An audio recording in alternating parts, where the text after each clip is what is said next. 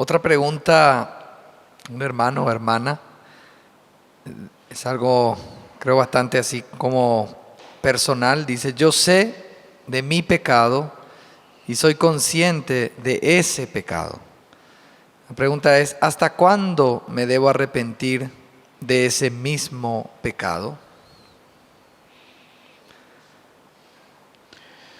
Bueno, es una pregunta que es muy abierta, ¿no? Como, Al parecer es un episodio, una práctica que es consciente. Entonces la persona pregunta, una vez que estoy en Cristo, ya me arrepentí, ¿hasta cuándo debo sí, arrepentirme de eso? sí. Bueno, no, entiendo que está vigente porque él dice que hasta cuándo quiere decir que hay como una recaída. Mis hermanos, nuestra relación con el pecado, nosotros debemos entender que, bueno, primero Cristo nos da en relación al pecado es el perdón de pecados. Cuando yo vengo al Evangelio, creo en Cristo, Dios me perdona de mis pecados. ¿Sí? De allí en adelante, después de recibir el perdón de pecados, lo siguiente que yo voy a tener que experimentar como cristiano es ese proceso de santificación para vencer el poder del pecado.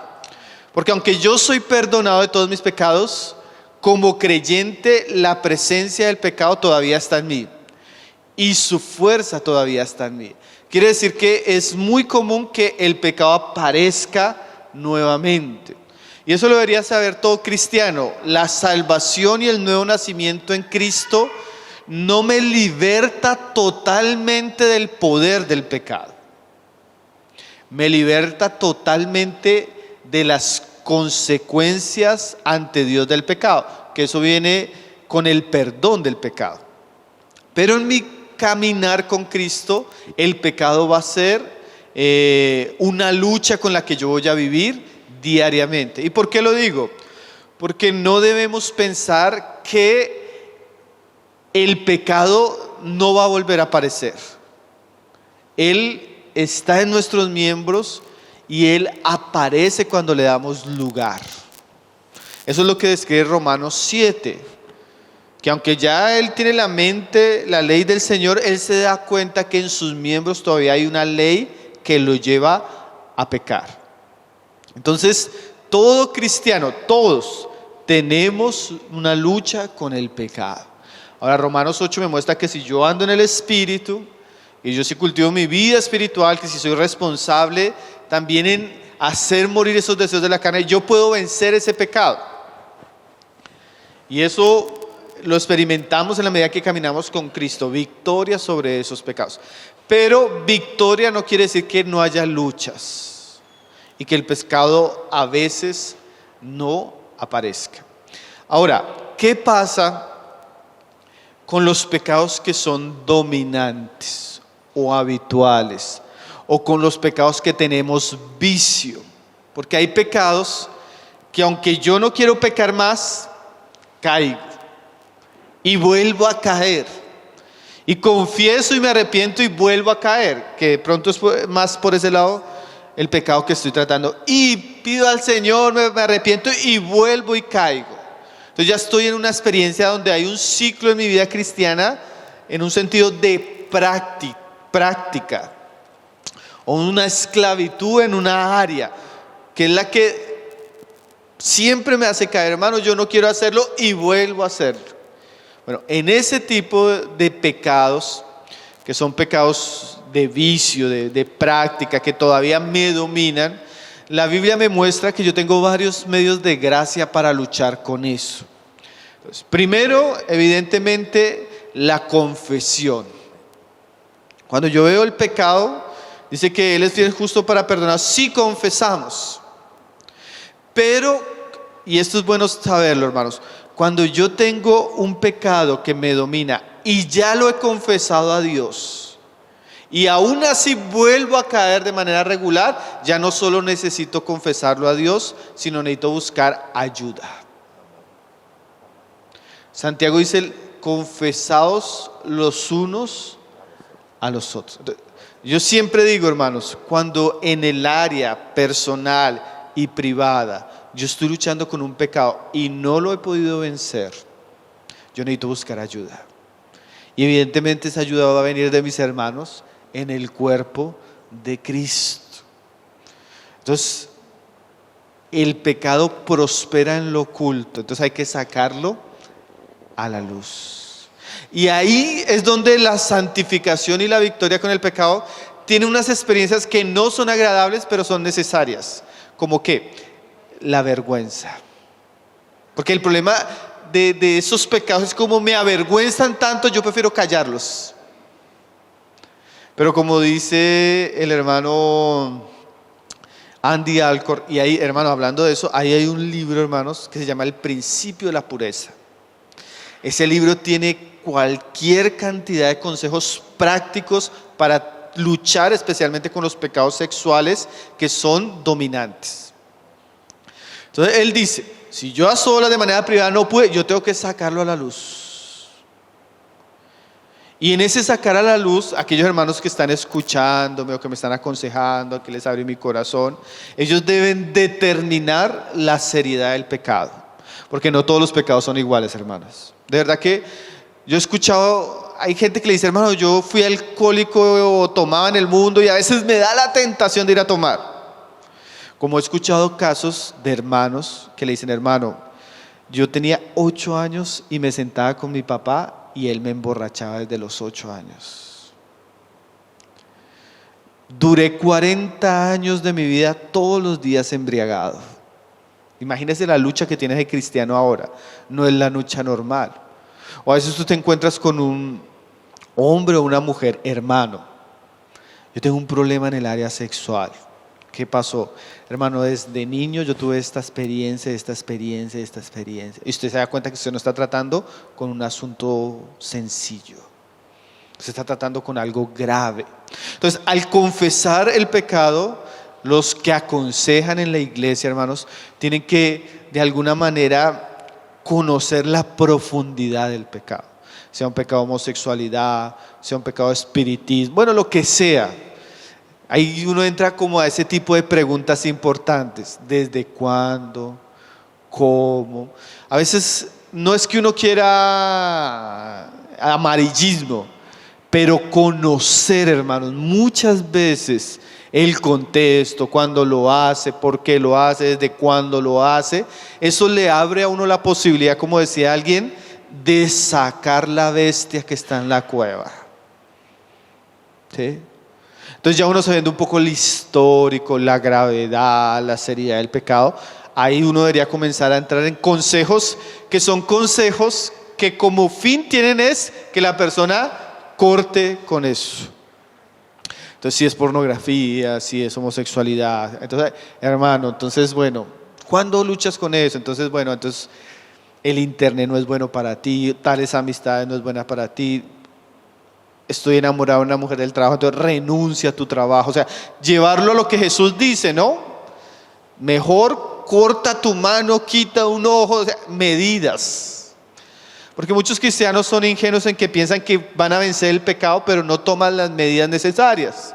Como dijo C.S. Lewis, creo que fue Lewis sí, creo que fue Lewis. Él decía, es locura pensar tener resultados diferentes si seguimos haciendo lo mismo. Entonces ahí uno tiene, hermano, entonces corta con esto, te aconsejo con esto, entra esto. Ahí entran esas medidas que muchas veces es la falta de tomar medidas lo que hace que no podamos vencer ciertos pecados. Y bueno, y ahí el acompañamiento que se le debe hacer. Entonces hay que examinar, hermanos. Yo siempre les digo, si no pudiste a solas, busca ayuda. Porque no es normal que un cristiano esté esclavo a un pecado que lo está dominando, que lo está avergonzando, que lo está debilitando, que lo hace sentirse hipócrita, que mina su dignidad delante de Dios, mina su servicio, porque el pecado trae todas esas cosas, ¿no? Y sobre todo, pecado no tratado, pecado que me lleva a cosas más graves. Entonces sí es muy bueno, hay libros muy buenos, hay un libro que, además del Principio de la Pureza, que verdad que es un libro de hermanos, yo leí ese libro y para mí eso fue... Por eso lo imprimimos para que los hermanos puedan tener acceso. Hay un libro que se llama así, La mortificación del pecado, de John Owen. Hermanos, eso es un clásico. Pero él habla de manera como diariamente nosotros podemos tratar el pecado de manera práctica y muy útil. Entonces, una pregunta yo creo que importante, especialmente con esos pecados que llamamos dominantes. ¿Cuáles son? Los que caigo y caigo y caigo y caigo y confieso y me arrepiento y me avergüenzo y lloro, pero sigo cayendo. Ahí, si ya el histórico es de práctica, ahí hay que entrar a mirar qué está detrás de todo eso, ¿no? Amén. ¿Está bien? Pasamos a familia. Familia. Ya que están las familias también acá reunidas. Hay dos preguntas que tienen que ver con el uso del celular con los hijos. La primera es la siguiente. ¿Es bueno que lo usen y desde qué edad? Esa es la primera pregunta acerca del celular con los hijos. ¿Quieres responder? Bueno, mis hermanos, no es por hacer publicidad, pero es bueno que lo lean, hermanos. Nosotros tenemos un hermano en la iglesia ahí en Colombia. De pronto algunos lo han escuchado por mensajes. Los que estuvieron en la escuela de pronto tuvieron alguna clase con él. Él es un médico profesional, profesor de universidad y además es uno de los hermanos ancianos en la iglesia en Palmira. Se llama Pablo Moyano. No sé si a las que estuvieron de pronto en la escuela lo conocen. Y él escribió un artículo para la revista de Tesoros Cristianos del uso de pantallas en niños. El uso de pantallas en niños. Ahí la revista tiene unos temas, la oración, la fe, pero la mitad de la revista hacia el final trata temas de familia, para mujeres, para hombres, crianza. Entonces una revista que tiene muchos artículos, sí, y ahí está, esa revista está con ese tema ahí. El uso de pantallas para niños. Y él se basa en artículos científicos, hermano, no son cristianos. Él lo hace porque hay una sección que es como de ciencia desde una perspectiva general. Y hermanos, hay estudios del daño cognitivo que le hacen las pantallas blancas al cerebro de los niños. O sea, ya comprobados. Hay gente que ni siquiera es cristiana que no deja que sus hijos estén delante de pantallas blancas. Celulares, tablets y televisores. Creo que él habla de 10 o 12 años donde 0 pantallas para los niños. Por el daño que le hacen a su cerebro. Porque el cerebro es como una plastilina, hermano. Él lo explica de una manera científica bien interesante. Y en la medida que el cerebro se va acostumbrando a cierto tipo de información tan rápido, las luces, ella se va endureciendo. Por eso hay muchos niños con problemas cognitivos. No aprenden, les cuesta concentrarse, les cuesta memorizar. Todo eso es en relación a las pantallas. Entonces, si usted tiene niños pequeños, hermano, evite el uso de pantallas en su niño. Guarde a sus hijos. Si usted tiene que darle ejemplo, déle ejemplo y usted no lo use tanto delante de ellos. Los papás que tienen niños pequeños son muy responsables y a veces usted tiene que tomar medidas de santificación personal para su familia. Nosotros tenemos familias que a veces estamos los hermanos, nos quedamos almorzando y después de almorzar alguno dice: uy, hermano, vi una película cristiana lo más de linda. Entonces prenda el televisor y nos sentamos en la sala. Así un ambiente de hermanos, comunión, película edificante, no es nada raro. Cuando varias veces pasó que nos sentamos y pum, la hermanita cogía y se iba. Y entonces yo le pregunté: hermano, ¿por qué se fue? No. Después un día le dije: hermano, ¿usted por qué no se queda a acompañarnos? Y no sé qué. Dice: hermano, ¿sabe qué? Es que yo me puse a investigar, a leer y ver el efecto de las pantallas, los celulares en mis niños. Y yo por amor a mis hijos me voy. Porque yo no me siento bien sentándome yo a la pantalla y diciéndole a mi hijo que no vea. Entonces es un asunto por cuidarlos a ellos. Mire el ejemplo, hermano, donde la hermana, ¿verdad?, toma muy en serio la educación. Y usted escucha a los niños, memorizan versículos, niños bien juiciosos. O sea, la mujer está haciendo su trabajo y parte de su trabajo es guardarlos. Entonces, en cuanto a niños pequeños, hermanos, sean bien cuidadosos. Investiguen. Si usted tiene niños pequeños, usted tiene que ser responsable delante de Dios por lo que usted hace con ellos, cómo los entretiene, cómo... Ahora, la pregunta era como para chicos más grandes, ¿cierto, mi hermano? Sí, ¿desde qué edad el celular? ¿Desde qué edad celular? Bueno, nosotros respondimos a la pregunta el año pasado, ¿cierto? La hermana, nosotros una vez invitamos a una misionera, ¿sí? Ella es Miss Catherine Dunn, se llama. Es una mujer que en Estados Unidos está involucrada con todo lo que es educación cristiana, colegios y todo eso. Entonces le hicieron esa pregunta. Miss Catherine, ¿a qué edad yo le puedo dar un celular a mi hijo o a mi hija? Entonces ella respondió, cuando se case, hermanos. Cuando se case. Entonces, hermanos, ¿qué pasa? El problema del uso del celular para un joven está principalmente en el internet. No es tanto el celular, sino al acceso que él tiene con un celular. Y más si es un celular que tiene acceso a internet o una tablet, ¿no? Usted puede pensar que su hijo o su hija tal vez no está en la madurez ni en la responsabilidad de cuidar eso. Y ahí usted tiene que, especialmente cuando uno tiene hijos jóvenes, uno tiene que considerar hasta qué punto ellos son responsables, en un buen sentido, ¿no?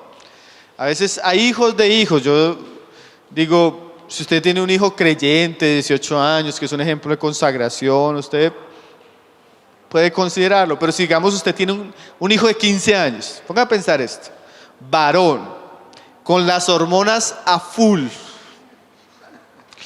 Piense esto, ¿no? Con compañeritos en el colegio que no tienen nada de Cristo. Y usted le da un celular donde él tiene acceso a internet, hermano, yo le podría apostar qué cosas ven esos muchachos. Yo hace poco, el año pasado que regresé de Paraguay, estaba en un campamento de jóvenes ahí en Colombia. El campamento eran como unos 100 algo de jóvenes. No son jóvenes de la comunión, de otras iglesias. Entonces tuvimos las reuniones y a mí me pusieron en la tarde un grupo con chicos, creo que de 12 a 16 años. 12 a 16 años era el grupo. Entonces eran como unos 25 muchachos. Y algunos ya creyentes, usted los veía ya creyentes. Entonces yo les pregunté, bueno, mis hermanos, seamos sinceros acá, estamos solos. No va a salir eso de acá. Bueno, ahora sí va a salir.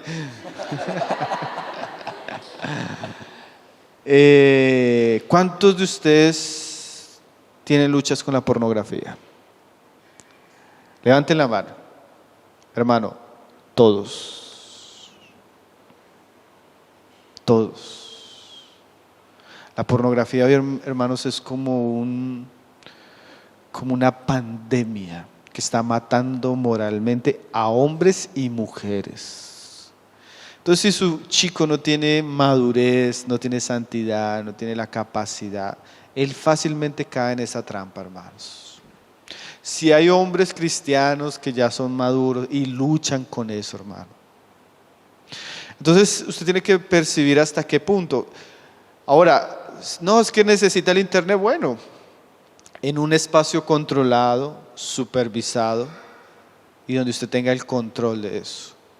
Póngales un programa que les espíe el computador, que sea en un lugar visible y solo a horas que usted pueda estar pendiente. No deje televisores dentro del cuarto, computadores dentro del cuarto, celulares dentro del cuarto. O sea, usted tiene que ser, yo siempre le digo a los hermanos que ellos tienen que estar el juego tiene que estar en su campo. Porque los muchachos hoy en día, y más con la tecnología, hermano, ellos van, vienen, hacen, y usted ni se dio cuenta.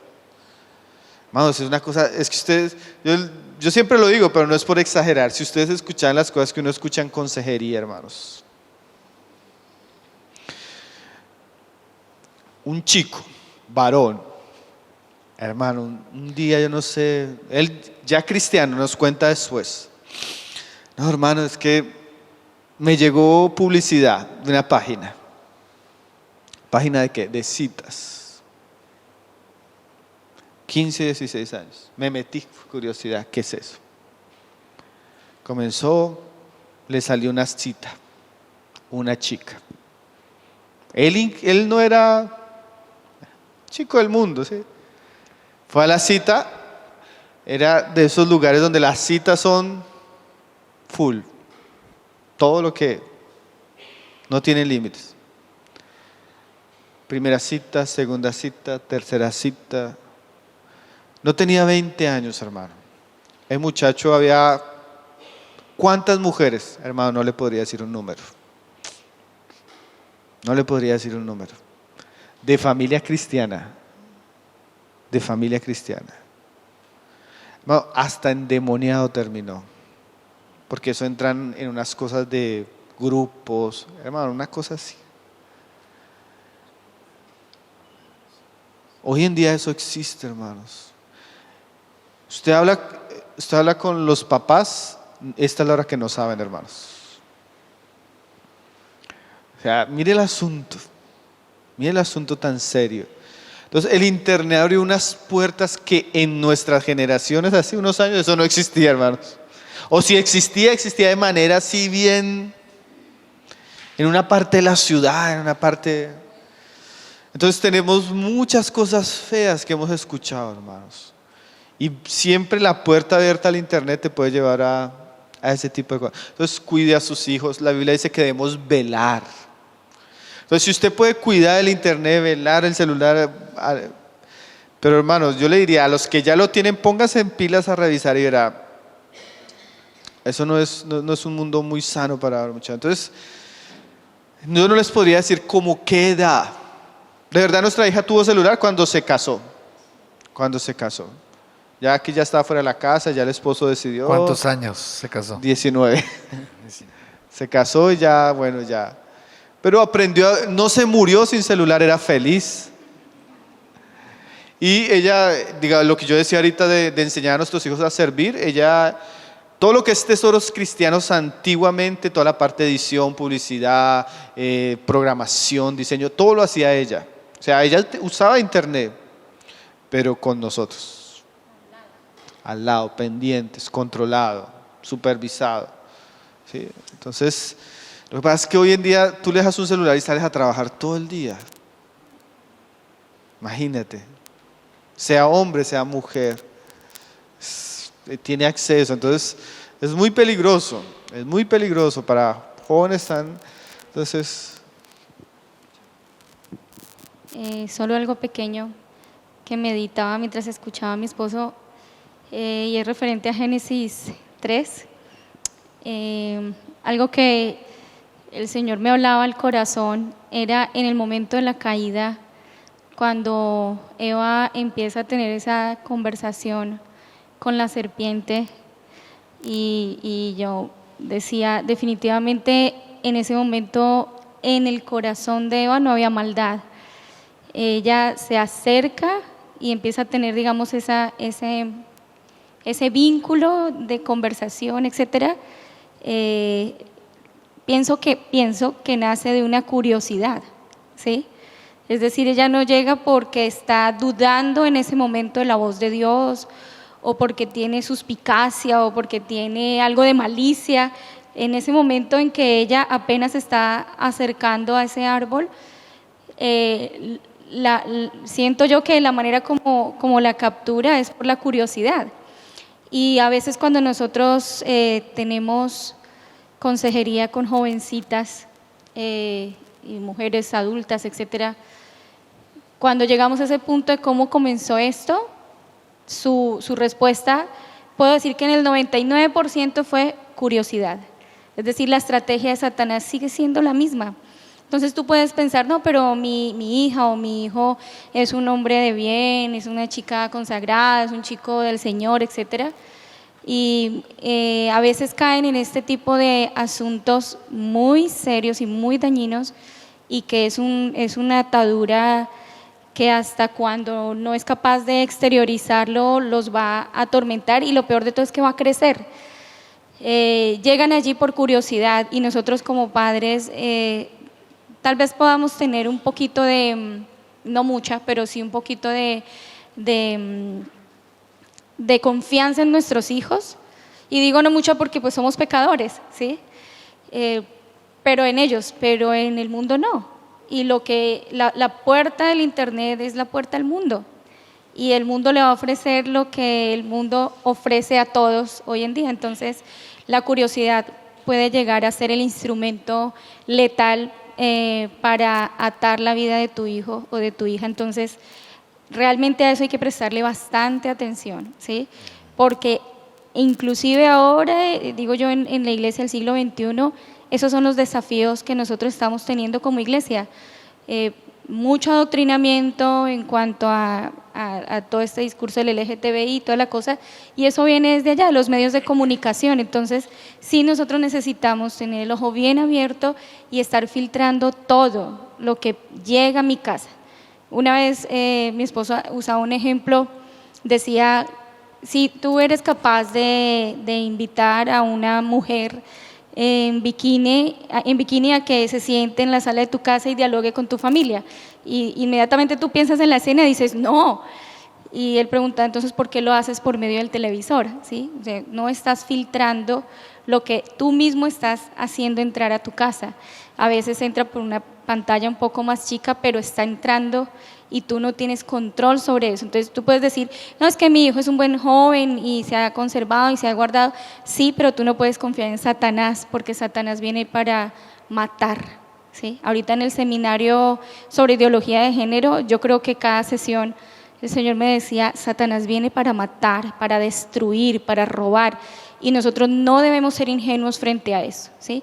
Definitivamente necesitamos pedirle al Señor que nos ayude a tomar todas las medidas necesarias para guardar el corazón de nuestros hijos. Y nosotros, yo soy de la generación que creció sin celular, porque en esa época no había, y podemos decir, fuimos libres de muchas luchas gracias a eso. Libres, completamente libres, nuestra mente limpia de muchas cosas. Hoy en día es más difícil, y entonces hay que tomar más medidas, muchas más medidas, no solo las que los padres tuvieron con nosotros necesitamos tomar más medidas porque los desafíos en este tiempo son mayores, ¿sí? No podemos ser ingenuos, ¿sí? Porque Satanás no es ingenuo, Satanás está siempre de frente tratando de destruir nuestros hogares, y nosotros tenemos que saber eso, ¿sí? Tenemos que estar apercibidos de eso. En este sentido, hermano, la segunda pregunta tiene relación con lo que se está hablando y dice, cuando ya, por ejemplo, los padres trataron el tema y se descubrió que el niño o el joven estuvo con palabras, tratos groseros en el celular, con amigos o conversaciones con compañeros, se le advirtió varias veces y no obedece. ¿Qué paso se debe seguir? Bueno, hermanos, con todo esto que estamos diciendo, no estamos diciendo que el Señor no sea poderoso, que el Señor no guarde, solo que el Señor nos advierte, y quería decirlo antes de responder a esa pregunta, de velar y orar para no entrar en tentación, ¿sí? Cuando una familia ama al Señor y está pendiente y mantiene una vida de oración, el Señor como que es tan sabio de sacar las cosas, mostrarnos, advertirnos. Yo tuve esas experiencias con Salomé. Bueno, no está aquí pero hermanos, así de que estábamos abajo, ella estaba en su cuarto en el segundo piso y yo sentía esa preocupación de subirme, y subía y entraba. Una vez yo tenía un celular por allá desbaratado, guardado, y yo no sé cómo hizo, porque es que los hijos son, hermano, usted va y ellos van bien ahí, han vuelto, y no sé cómo lo armó, no sé cómo le consiguió y lo estaba usando. Y yo subí así en un momento y cae. Entonces el Señor muestra, una vez también así, y es que a veces en un ambiente así, usted viene al campamento, la comunión linda, una vez fuimos a un campamento, ella chiquita, y la comunión, bueno, no sé qué, pasó el tiempo y que necesito hacer una tarea, y bueno, uno ahí, bueno, hazla y yo estoy pendiente, y ahí cuando como esas cosas que el Señor le inquieta a uno. ¿Qué estás haciendo? No, el correo de la tarea. Bueno, listo. Entonces se fue. Cuando yo voy a mirar el correo, es que tiene que uno estar pendiente, hermanos. Coge pendiente, pum, el hermanito. Había conocido un hermanito en un campamento de otra ciudad, no sabíamos ni dónde era. Y el hermanito así escribiéndole que te amo, y que te he enamorado y que... Y yo, sin vergüenza. Entonces cogí y le escribí: hola hermanito, habla con Pablo David, es que quiero hablar contigo. O sea, hay que estar pendientes, hermanos. Hay que estar pendientes y orando siempre. Porque a veces en los ambientes que usted menos se imagina, hermano. Por eso la iglesia necesita sobredores, familia, porque hermano, a veces entre la comunión. En cuanto a la pregunta, hermano, si usted tiene un hijo que usted ya vio que no es bueno para él, que usted ya vio, porque ya bueno, tenemos el caso de que no sabemos, pero ya vio que usted que lo pilló en esto y lo volvió a pillar en esto, ya sabe que no es confiable, su historia ya habla que no lo voy a volver a hacer, que hermano es un pecador, ¿sí? Es un pecador. Entonces si usted ya sabe, ya vio un historial en él, pues hay un principio, el que Jesús enseñó: es mejor cortarle a algo que sufra un tiempo y no que eso sea una trampa espiritual para él. Entonces hágalo con amor, porque a veces nosotros cuando hablamos de estas cosas tampoco es para que usted entre a la casa y comience a romper todo y a gritar, porque esa no es la manera tampoco, ¿no? No solo lo que tiene que hacer, sino la manera. Y uno debe sentar a sus hijos y explicarle: hijo, por esto y esto, yo he entendido delante de Dios que para ti no es bueno esto, entonces esto vamos a hacer así, póngale límites, háblele claramente, explíquele. Y cuando tenga que cortar, pues corte, hermanos. Sea el celular, a veces cosas así: hija, yo veo que esta amistad no te conviene. Y no te conviene, yo no siento paz y yo no siento paz. Entonces de aquí en adelante no quiero que vuelva a traerla a la casa, ni va a salir a la casa. Pero es mi amiga, es que yo tengo una responsabilidad delante de Dios. Mientras estés conmigo yo tengo que cuidarte. Y con todo amor, con la palabra, con sabiduría hay que decirles. Porque hermanos, llega un tiempo donde ya nuestros hijos salen de nuestra autoridad, de nuestra responsabilidad. Ellos van a tener que asumir, bueno, las decisiones de la vida delante de Dios. Pero mientras están en nuestra casa, nosotros somos responsables de servirles de tropiezo, como dice la palabra de Elí, que no le fue tropiezo a sus hijos, no les estorbó, ¿sí? A veces los papás, por congraciarse con sus hijos y no hacerlos sentir mal, permiten cosas, se dejan irrespetar, no van a las reuniones, bueno, muchas cosas, ¿no? Entonces se necesita cierta firmeza amorosa con los hijos para guardarlos de cosas. Nosotros contábamos en estos días con los hermanos que a veces es difícil porque ninguna disciplina o medida así es agradable, ¿no? En el momento lloran y algunos se botan al piso y así tengan 16 años, es una crisis existencial terrible. Pero mi esposa le contaba a los hermanos que hace poco ya Salomé, casada, se le acercaba y le decía: mamá, yo quiero agradecerte. Yo quiero agradecerte por todas las veces que tú te pusiste en mi camino y me serviste de muro. Si no hubiera sido por eso, no estaría acá. Entonces, generalmente los hijos llegan a un punto donde van a reconocer eso, hermanos.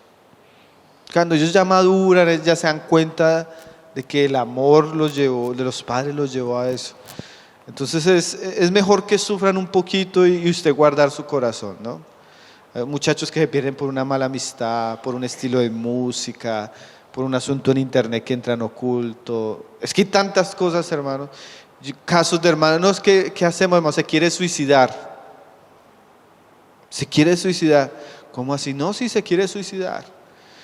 ¿Qué está escuchando por internet? No sé, averigüe, hermano. No, sí, hermano, esa muchacha se puso a escuchar puras series japonesas de manga y ahorita dije, claro, ahí estaba el punto, hermano.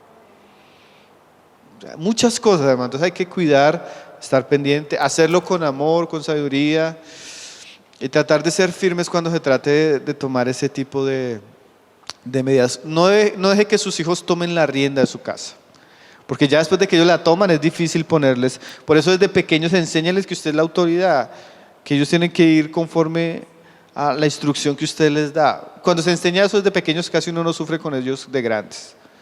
El problema es cuando ya te les cogieron a uno ventaja, ya entrar es dificilísimo, ¿no? Más no imposible.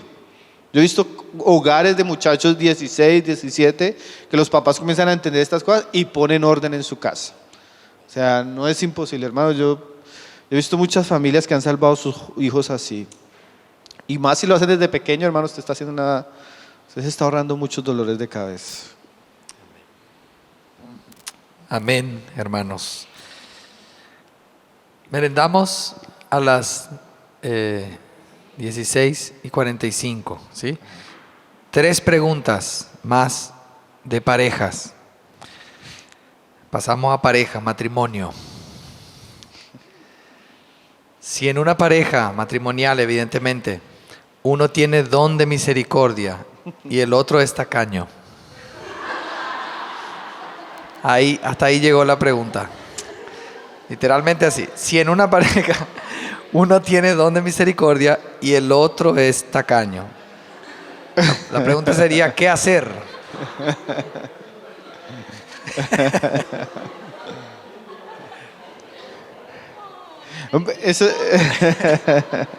Son 3 de pareja.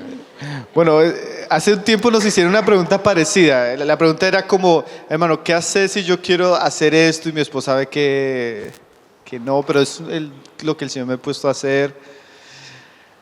Bueno, primero hay que enseñarle al que tiene el don de misericordia, si fuera el hombre en este caso. ¿Es el hombre?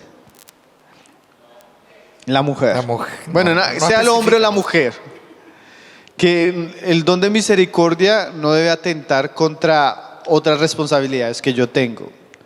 Yo no debería dar poniendo en riesgo el sustento de mi casa. ¿Sí? Tanto para él como para ella. No, es que el Señor me puso en el corazón y di lo del almuerzo, entonces no vamos a almorzar hoy porque tuvo mucha... Sí, hay que ser como equilibrado, ¿cierto, hermano? O el hermano, porque hay casos así. Que el hermano sintió dar y dio todo, dio hasta lo del mercado. Y este mes pasando la semana apretado la familia, la mujer peleando. Entonces no es sabio, ¿cierto, hermanos? Y además que está desobedeciendo un mandato bíblico que es que él debe sustentar su casa. Entonces, al que tiene el don, que sea equilibrado, que no ponga entredicho su responsabilidad familiar, porque eso lo va a guardar, ¿cierto?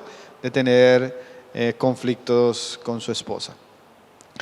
Y segundo, pues si él tiene equilibrio, en un sentido hay cosas que nosotros no necesitamos darle muchas publicidad. La Biblia dice que, por ejemplo, en ese caso, yo debo hacer lo que haga mi mano derecha, que no lo sepa mi mano izquierda. Entonces hay actos de amor que yo hago para Dios y que nadie más debe saber. A veces ni mi esposa ni mi esposo. Porque imagínese, si él es incrédulo y la hermana llega y dice, no, el Señor me puso a darle al pastor tanto. Y a los otros 15 días me puso a darle a tal, él se va a indignar, ¿cierto? Porque él no entiende la carga que ella está haciendo. Entonces, hágalo para el Señor, sea equilibrado y hágalo para el Señor. Así no va a generar daño en el corazón de su pareja. Y puede enseñarle, porque este tipo de cosas, en un sentido, se pueden explicar. Amor, yo a veces el Señor me pone esa carga, yo no lo hago por amor. Es como tratar de compartirle un poco el corazón para que la persona entienda. Aunque no todo el mundo entiende, porque si es un don de dar, eso es algo que el Señor da. Entonces, diría eso para la persona. Sí, eso. Y yo conozco, voy a hablar solo de un caso de una hermana que ella es muy dadivosa, pero a veces de verdad que uno ve por las Escrituras que aún para poderse ejercitar en esos dones necesita mucho la dirección del Señor, porque puede pasar que las personas se aprovechan y a veces eso termina siendo tropiezo para que alguien pueda conocer al Señor. La persona llega, recibe apoyo, se acostumbra al apoyo, pero no se acostumbra a llevar las personas a Cristo para que su dependencia sea del Señor. Y entonces a veces ocurre que la persona siempre está dando y hay personas que no comprenden estas cosas y se aprovechan y termina siendo pues un conflicto. Entonces aún para servir en esa área necesitamos el poder del Espíritu Santo y entender cuál es la verdadera necesidad. Yo le decía a esta hermana, porque es una hermana que gana mucho dinero mensual, pero a veces termina fin de mes y no tiene para su sustento, porque todo lo está dando. Entonces recordaba el pasaje que dice que a los administradores se le pide que sean fieles, y a veces esa fidelidad tiene que ver con que yo pueda tener en orden esa área de mi vida, el área cómo administrar los recursos que el Señor nos da. Ella vive en otro país, en Estados Unidos, y ya está entrando en una edad en la que ya no va a poder trabajar. Entonces yo le decía, no es que tú pienses que esto no es espiritual, pensar en la vejez, por ejemplo. ¿Por qué no aprovechar que el Señor te está prosperando y pensar en un lugar en donde tú puedas pasar tu vejez, obviamente sin dejar de servir al Señor y sin dejar de dar, pero como en ese equilibrio en el que mi esposo nos hablaba, un equilibrio? Y ella decía, ¿será? Porque pensaba que era más espiritual darlo todo. Y yo, hermana, solamente piénsate a cierta edad donde ya tu salud no dé, ya no puedes trabajar. ¿Será que tu corazón no va a estar tentado a decirle al Señor, Señor, pero te he servido toda la vida, ¿por qué estoy pasando por esta? Y yo le decía, esto me lo imagino yo, tal vez el Señor diciéndote, pero yo te di para que tú pensaras también en tu vejez o cuando tu salud faltara y no prestaste atención a eso. Entonces sí, verdaderamente necesitamos que el Señor nos equilibre, y aún para dar necesitamos preguntarle al Señor. ¿Cuántas veces no hemos recibido personas en la iglesia que vienen con una necesidad económica? Y claro, la palabra dice que si le decimos, que el Señor te bendiga, y no le damos para su sustento, claro, hay los pasajes que nos dicen pilas porque hay necesidades y tal vez el Señor pone esa carga en ti. Pero a veces nos estamos echando cargas que tal vez Dios no nos está poniendo, y es solamente porque, motivados por nuestra buena intención, estamos dando, y a veces eso se está usando, pero realmente las personas, uno ve que no se acercan a Cristo, que no avanzan en su vida con el Señor. Entonces finalmente termina siendo un problema, y usted se da cuenta, el día que le quita la ayuda, esa persona desaparece. Y dice, tal vez esta era mi obra y no la obra del Señor, ¿sí? Entonces como que aún en esa administración sí necesitamos ir al Señor y tener una dependencia con el Señor y saber hasta dónde sí, o cuántas veces sí o no es el Señor el que nos va a ir colocando como ese equilibrio. Hay que tener equilibrio para dar. La palabra da principios para dar, porque hay gente, a veces se aprovecha mucho los cristianos, ¿no? Hay gente, nosotros vivimos en un sector donde si usted dice que va a dar mercados, se llena. ¿Sí? Diciembre las iglesias se llenan, hermanos, porque las pastores acostumbran a dar mercados, a dar esto. Pero hay gente que solo va por eso, ¿no? Entonces hay que tener sabiduría, ¿no, hermanos? Principios, la palabra da principios para también saber cómo dar. Amén. La segunda pregunta de la pareja es, ¿cómo lidiar con un esposo que tiene débil conciencia? Todo le parece pecado. Son preguntas difíciles, ¿no, hermano? Sí, muy difícil. Bueno, lo que pasa es que sí, la conciencia pudiera llegar a ser una conciencia débil, en el sentido de sentir que algunas cosas son pecado. A veces no es débil conciencia, a veces es que efectivamente hay cosas que son pecado y tenemos que tener cuidado. Entonces, mis hermanos, uno debe, como dice la palabra, la pregunta, uno debe aprender a conocer su pareja y a lidiar con su pareja. Y eso lo hace es el amor. En todas las áreas. A veces mi pareja es de carácter más fuerte, a veces de carácter más débil, a veces mi pareja le gusta esto, a veces no, a veces, bueno, como sea. No como pareja, conociendo las fortalezas y las debilidades de nuestra pareja. Y parte de un ejercicio verdadero en el matrimonio es tener amor ágape. Y el amor ágape en el matrimonio es un amor incondicional. Yo me casé con él con sus defectos y con sus virtudes. O con ella.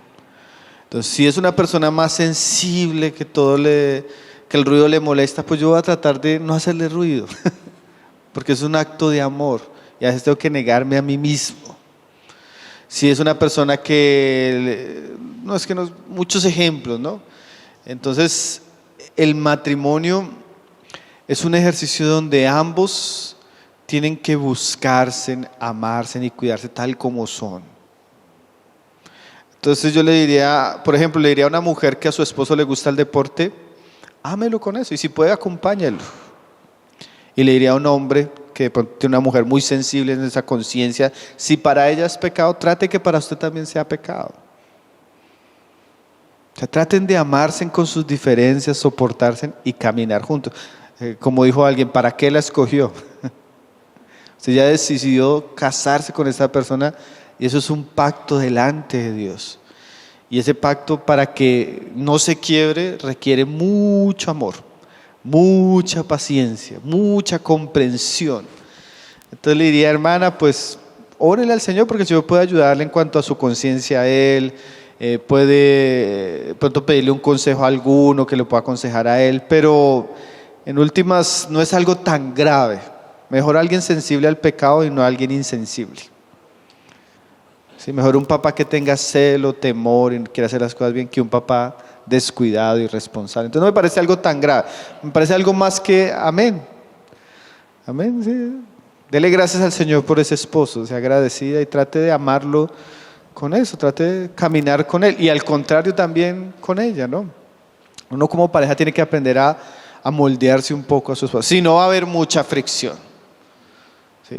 Y la Biblia no nos manda a tener una relación de contienda, de pleito, a veces es que para él la novela es pecado y tal vez algo de pecado hay ahí. Entonces no prenda la novela, hermana. Se va a quitar usted ya una vez. No, es que hay familias donde no. Para él comer azúcar eso es una herejía. ¿Sí? Y él es así, y ella, pues, hermano, yo me acostumbré que a él no le gusta con azúcar, entonces ya sacamos el azúcar y ya no pecamos contra Dios. Pero es más que se acostumbraron y uno como que se va moldeando para amar a la pareja. Y esas personas que son moldeables tienen un matrimonio más tranquilo y más feliz, hermano. A esos matrimonios que a todas horas están por todo entrando en contienda, ¿no? Entonces, eso es amor, hermanos. Amor ágape, amor paciente. Amén. Tenemos últimas 3. ya se multiplicaron. Y tenemos 15 minutos, así que 5 minutos Sí. por pregunta. Esta es importante, creo. Tiene que ver también con una enseñanza doctrinal. Si el hombre le fue infiel a su esposa y su esposa tuvo la intención de restaurar el matrimonio, pero el esposo ya no quiso y al final se divorciaron. ¿Se entendió hasta ahí? ¿Puede ella volver a rehacer su vida con otro hombre? Sí, ese caso encaja. Hay 12 secciones en la Biblia para un divorcio legítimo en un cristiano. La primera es fornicación. Cuando uno de los dos comete un acto de fornicación, pues la primera opción no es el divorcio. Hay camino para restauración. Pero si el que cometió el divorcio no se arrepiente y sigue en la práctica del pecado, la persona que sufrió el agravio, la víctima, tiene la posibilidad de darle carta de divorcio.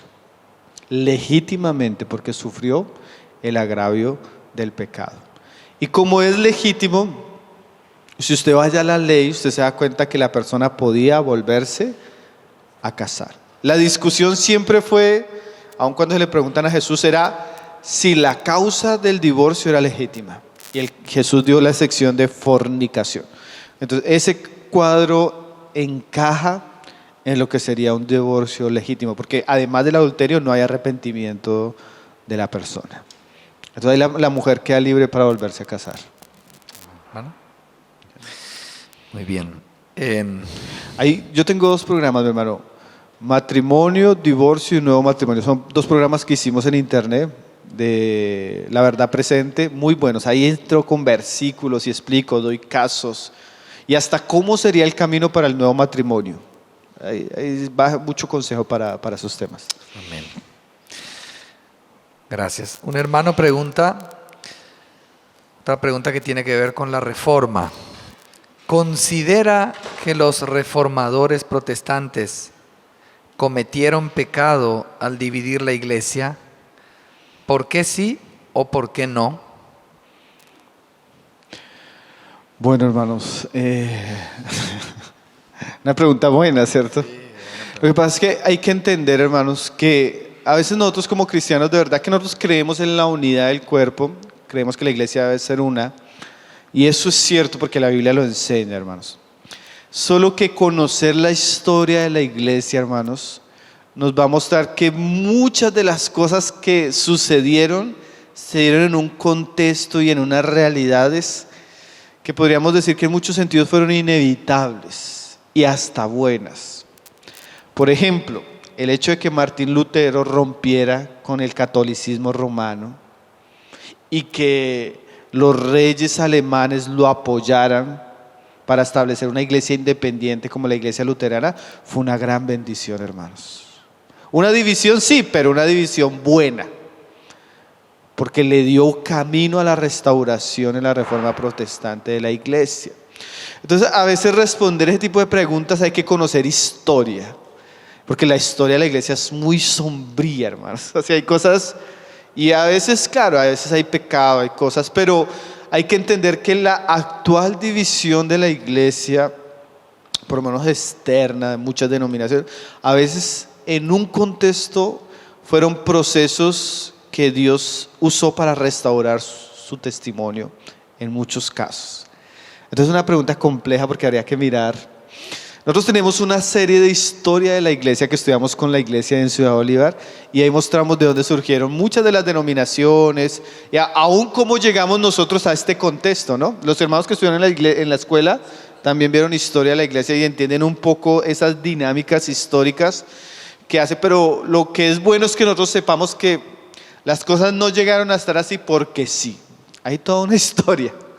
Hay una historia porque hay algunas iglesias que llaman bautistas, otras presbiterianas, otras congregacionalistas, porque nosotros no tenemos nombre, nos reunimos con... Todo eso tiene una historia que debemos conocer, porque al conocer esa historia podemos valorar también un poco la obra de Dios en la historia. Entonces diría algo así como muy rápido. Amén, hermano. En relación a eso. Bueno, la última pregunta que nos queda